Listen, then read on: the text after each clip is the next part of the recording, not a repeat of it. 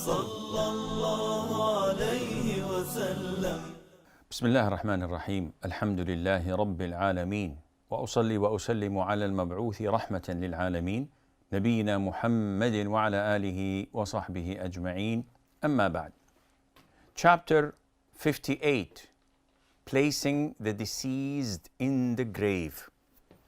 Imagine Islam governs every aspect of our lives, from the beginning of our existence, rather before the beginning of our existence.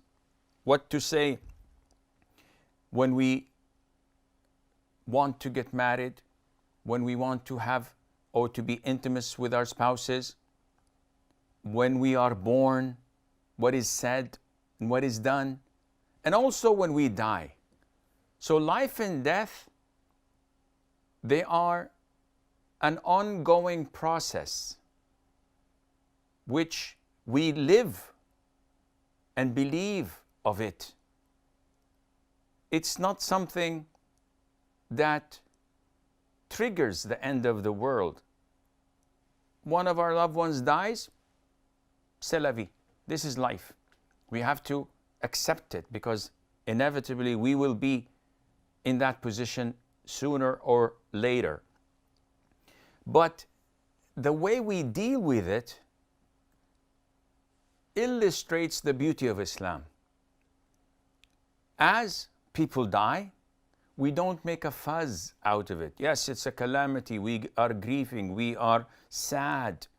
But it's not the end of the world. We hasten to prepare the deceased body. We hasten to prepare the deceased body in a good fashion, in a good way. And then we offer funeral prayer, and then we bury the deceased. We don't put the deceased in a wooden coffin. We don't put lots of adornments in his funeral or a marble headstone or expensive burial grounds. He was created from earth and he shall return to earth. What to do when we bring the corpse of a Muslim person, the deceased, just as we are to place it in his grave, shrouded in 3 white pieces of garment with no sleeves, we say, as in hadith number 163, Bismillah wa ala sunnati Rasulillah. Bismillah wa ala sunnati Rasulillah. In the name of Allah and upon the sunnah of the Messenger alayhi salatu wasalam. And we lay him on his right side facing the Qibla. So any cemetery you go on earth, you will find that the Muslims are laid on their right hand side facing the Qibla. Whether they're in the east or the west, south or the north, they're always facing the Qibla because this is our direction when we are alive and as well as after death. Hadith 164. So we placed the deceased in his grave and we buried him. And as per the sunnah, we took 3 scoops of sand or soil and we participated in the burial by throwing it on his grave. Then what? The dua in Hadith 164, you say, Allahumma aghfir lah. Allahumma thabbit. O Allah, forgive him. O Allah, make him steadfast. Make him firm. This is what the Prophet ordered us ﷺ to say after he finished burying one of his companions. He said, seek forgiveness for your brother and pray that he remains firm. Why? The Prophet says, ﷺ, for he is now being questioned. And this is what we should live and die knowing. You should live upon the inevitability of being questioned in your grave. Okay, you can help me. I can cheat. What are the questions so that I can memorize them and say them? It's not something you memorize. It is something you live by. The two angels will come and question you. Who is your Lord? What is your religion? What did this man who came to you do? Meaning, did you believe in him? Did you follow him?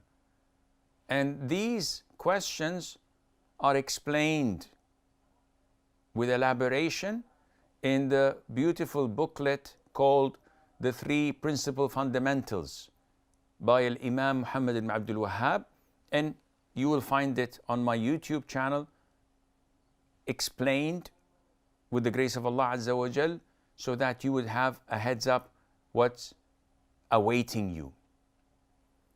The following chapter, visiting the graves. Okay, now he's dead, he's gone. What do we do when we visit the graves? And are we supposed to visit the graves? The answer is of course. The Prophet ﷺ directed men to visit the graves.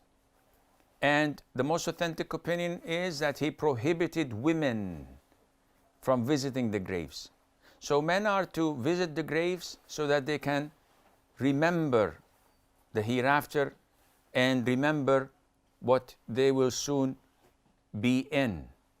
And this gives them an incentive to work harder in pursuing and seeking Allah's pleasure. So what to say when we go and visit a graveyard?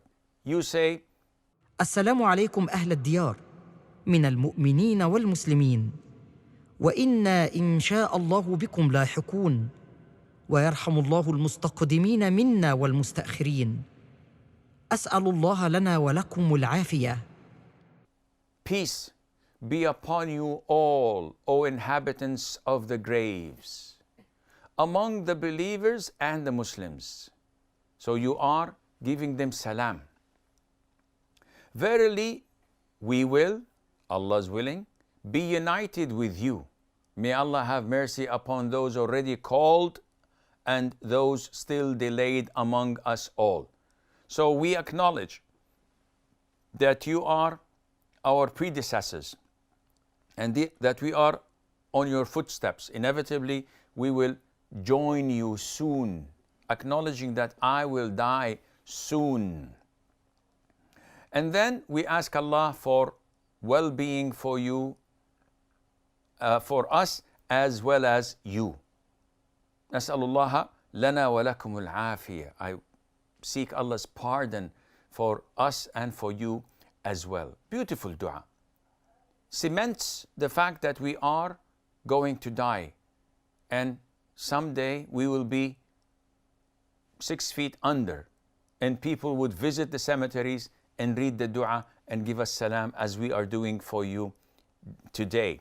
This helps fix the way and the style of living we are enjoying so that it is in sync with what Allah wants of us and we do only what pleases Allah the Almighty.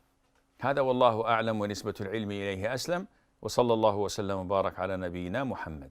صلى الله على محمد صلى الله على محمد صلى الله عليه وسلم